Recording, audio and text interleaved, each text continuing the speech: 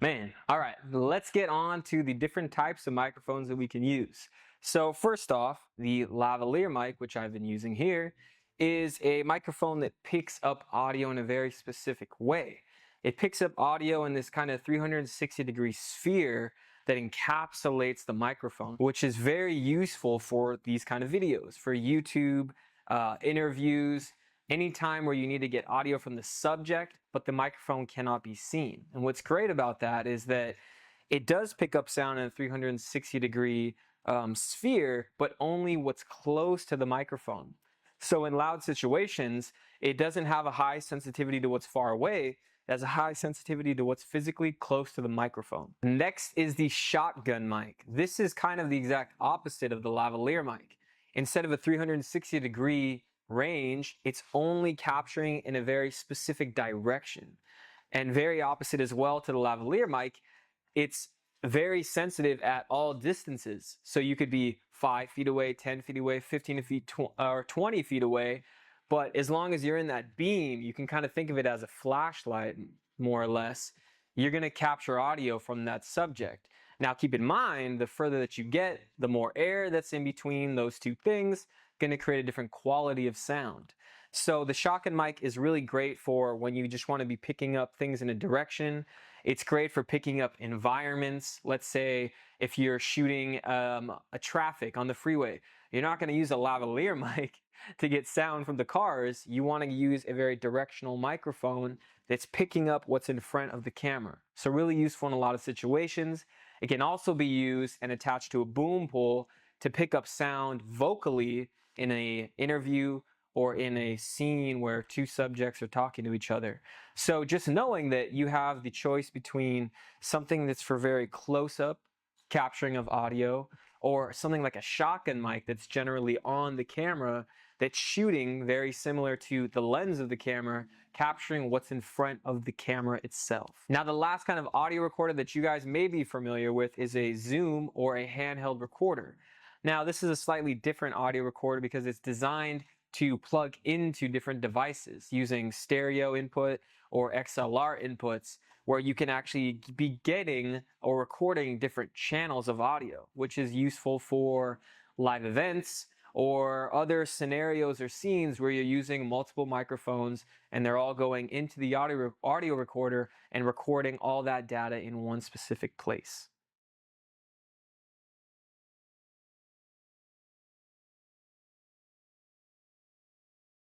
Now that we understand really more about the dynamics of our sound, what I want to talk about now is what really can make or break this quality of the sound that we're getting. So right now we're in our kind of recording space, and if we are quiet and we listen, we can pick up a few things that's happening in the environment. So after you figured out where you want to film, before you hit the record button, you want to take a survey of things that are causing excess noise, that are getting excess noise. I don't know what that was. Excess noise that are getting picked up in your scene, just like what we just heard. So we're going to walk through and find out what those potential problems are in most scenarios, and we're going to fix those problems. So by first, or one of the first things mainly is window noise. Okay, wind that's coming out of a window, coming through a window, cars honking in the background, like we just had filming the other lecture, plenty of cars, because we live here in Los Angeles. And there's just a lot of issues, dogs barking in the distance, whatever. So whether it's obvious or not to you, I definitely want to just mention that closing all your windows before you start recording, very important. The next thing that we hear is air conditioning. This is creating a steady hum in the background. Feels good, feels really good, but it creates a steady hum in the background. So before we record, AC, boom. The next thing, and this is a much more low key, so the window and the air conditioning unit, very much you got to fix those. Otherwise, when you're editing, there's going to be a constant hum in the background. And one of the reasons people click away from videos is if it's echoey, distorted, buzzing, humming in the background. You always want to have clean audio. So the last thing is the hum on the fridge. Now, might sound funny, might not, I don't know, but I always if we listen, you don't want this in your recording, okay? So I always shut off the fridge. And a little hack to that, because sometimes you forget to turn the fridge back on. I set a timer on my phone when I shut off the fridge that in 2 hours the timer will go off. I can't do anything about the honking, but the 2 hours when the timer goes off, it reminds me to turn the fridge back on because you don't want to leave that off. I've done it many times. But man, these people are honking like on the lecture that I'm doing about sound. What is the joke? So that should give you guys a really good 101 on how to take a normal area and make it sound a lot better. How to use sound dynamics in a room that might be very echoey, always keeping the microphone as close to the subject as possible, and really killing the things that can distort or make distracting noises in your recordings.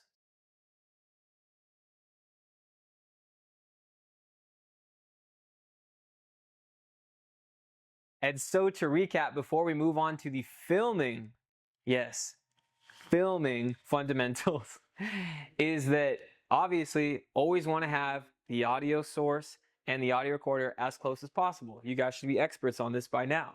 You know that the quality, not just the volume, is going to change, but the actual environment that is being captured is always being altered by the distance of the microphone and the subject. You also always want to be having two sources of audio from any scene or scenario as a backup. Always a good idea. There's strange things that happen sometimes. And lastly, it's always a good idea, if you can do this, to have someone, their only job is to be monitoring just the sound recording. Like I said, weird things can happen. There's clicking noises. There's a necklace on one of the subjects that can be ruining the entire audio of a scene, or whatever the case is. It's always a good idea, just like you have a cinematographer focusing on just the picture, just the visual aspect of the film. Try to say film and video in the same word. It's always a good idea to have someone just focused on making sure that you're getting good audio for your video.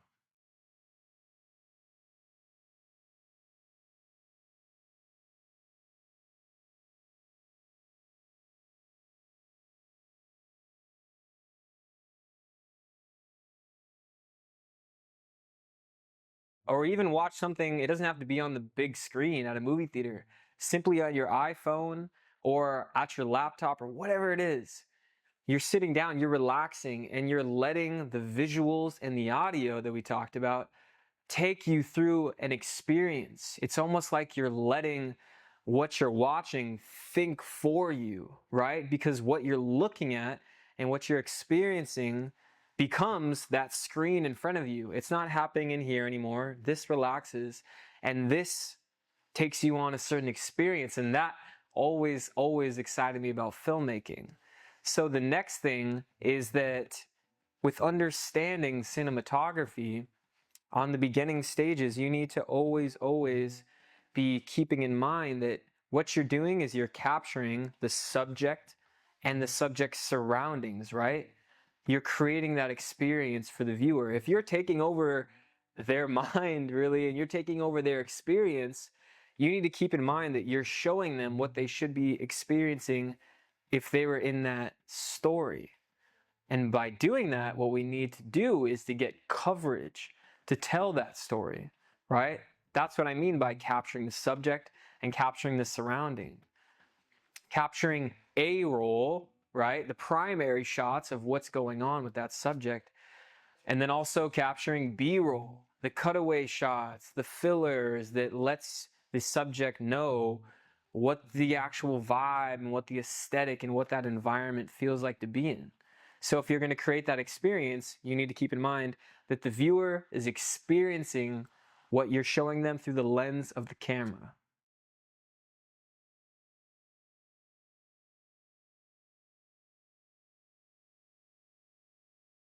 So to get a little bit inception-y with you guys, what you're experiencing now is this whole realm of reality, right? Through this camera, through this lighting, through this sound. This is your current experience because of what I'm choosing to show you through the lens.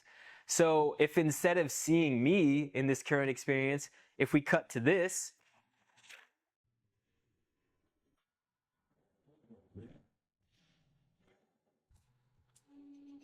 I just created a completely different reality and experience for you, the viewer.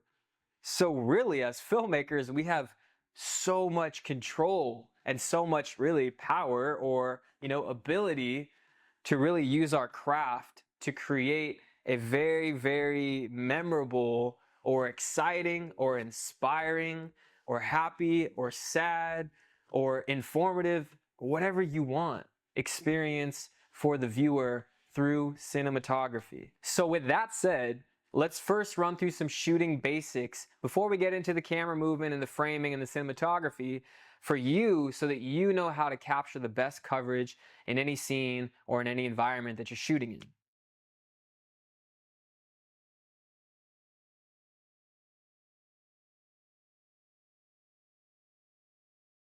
So visually speaking, in every single film, there's primary A-roll, main coverage, the main driving force of every single film. For this film or video, the main A-roll footage is this right here. What's going on right here? This is the constant connection, the main purpose of what's going on in this film that you are connecting with. So this would be known as A-roll coverage. It's the main element throughout the entire film. You have to create style. Style is something that you see. Style is something that you bring. That's more than anything physical. Secondly, we have B-roll, cutaway shots, secondary footage, cutaways. I think I already said that. I've been through so much in my lifetime. The biggest thing was me tearing my ACL, and I just try to do like in and out. It kind of just popped the first time. Then I tried to go in the second time, and that's when I knew I tore it. I feel like if you get down and you worry and like that means you don't have the belief that you say you do. These are the contrast and the spice that you throw in on top of the A-roll main coverage footage, right? So for an interview situation, if I started talking about how when I began my filmmaking journey, I started in the skateboarding realm of cinematography. And I would create skateboarding films with my friends from high school, middle school, and beyond. So with this B-roll content or these cutaways, what you need to keep in mind is that you're always showing the audience what's important. You're showing them saying, hey, pay attention to this.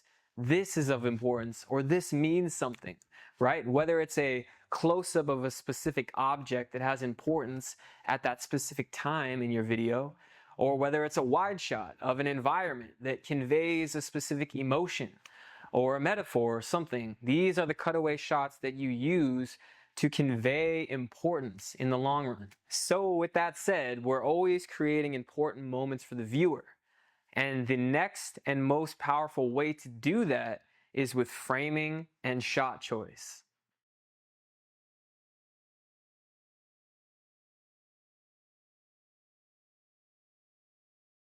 All right, framing in depth. It's gonna get deep here, guys. So what is framing? It is basically, as a cinematographer or as a filmmaker, you're always working with this specific frame in cinema or in movies. And framing is simply deciding the orientation of what goes where in your frame, right? You're deciding on a front to back, left to right, and up and down, six, how do you say that? You're positioning the viewer on a six, you're positioning the viewer, aka the camera, the person who's viewing, and the subject, aka what's in front of the frame that's important, in a 6-directional axis. Very important, because depending on where you place that subject in the frame and how far or how big or small they are in the frame is going to directly impact your audience. So this is what we're going to get into.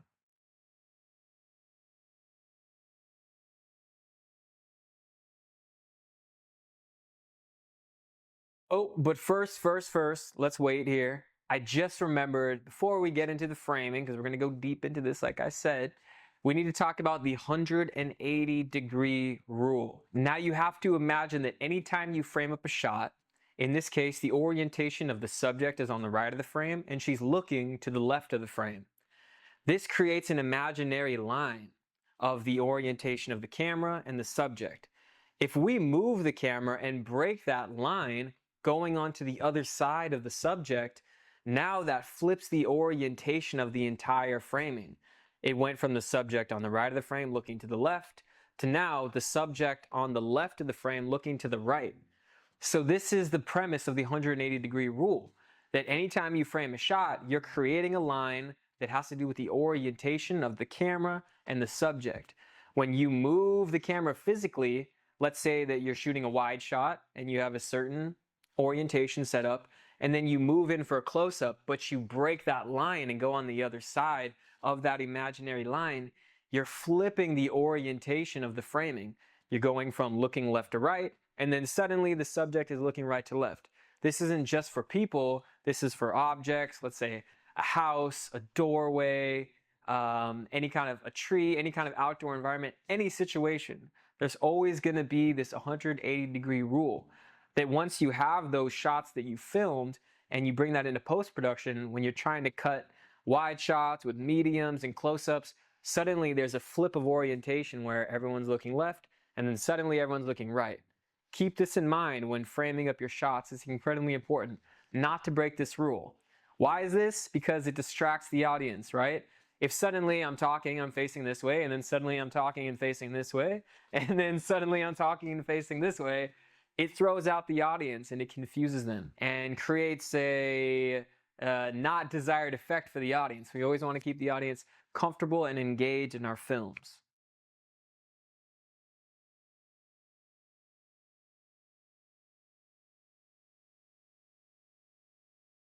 So now let's go into the different types of framing. All these different choices that you're going to use to create an incredible video. So let's start with the extreme wide shot or a landscape shot. This is an excellent type of framing that you use to establish a character in a specific environment.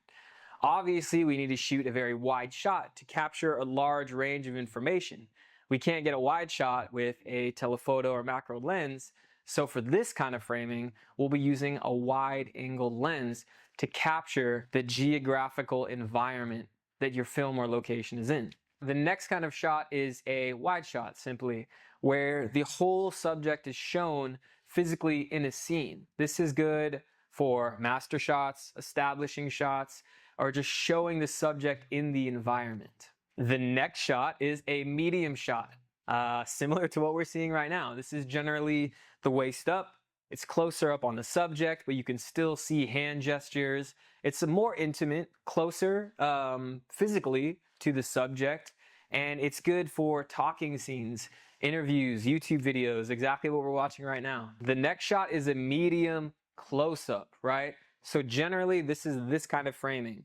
Generally below the shoulders and above the chest, up to the top of the head. These kind of shots have been the standard for different versions of framing your subject that's comfortable. So when we do a medium shot, we do the waist up. When we do a medium close-up, we do the chest up. Because this would be uncomfortable and this would be uncomfortable, but these kind of specific framings have been found to be the go-to types of framing for most situations in the film. Now, we're going to go into detail on how to bend these kind of tried and true types of framing for a new effect, but for now, just understanding that these different types of framing are conveying different information to your subject and then creating that to the viewer. So if we have a wide shot, we're showing the subject in the space that they're in. If we have a medium shot, we're saying what the subject is doing. Physically, you can see that, and that's of importance. If we have a medium close-up, what we're saying is we're not paying attention to the subject's body. It's more important about what the subject is saying, because that's all we're showing in the physical framing itself. Now, the next shot choice would be an over-the-shoulder shot, where the framing is physically behind, over the shoulder of the subject, and you're framing it's kind of like a POV shot, a point of view shot of what they're seeing. In that scenario, what you're telling the audience is what the subject is seeing is of importance. So I want to show you what they're seeing by placing the camera physically over the shoulder of the subject. Now that's much different than a medium close-up. In this situation, you're saying what the subject is saying is important. In this situation, you're saying what the subject is seeing is important. So knowing and understanding that, you're seeing that there's a cinematic theme here, that we're always guiding the audience. What they're doing is important, what they're seeing is important, what they're saying is important. So with a regular close-up, generally just the head, you're showing particular detail closer than a medium shot or a wide shot. And so that leads us to the very last type of framing, which is known as a macro shot, or sometimes called an extreme close-up. So generally, all types of framing have multiple objects of interest, right? So me, object of interest, and then the background. There's something else to look at. Medium shot of two people talking. Those are two objects of interest. But a macro shot is basically whittling it down so that you can only look at one specific thing, right? You're saying that this specific object, someone's eye, someone's mouth, a piece of jewelry, whatever it is of so much importance that this is the only thing that's happening in the frame.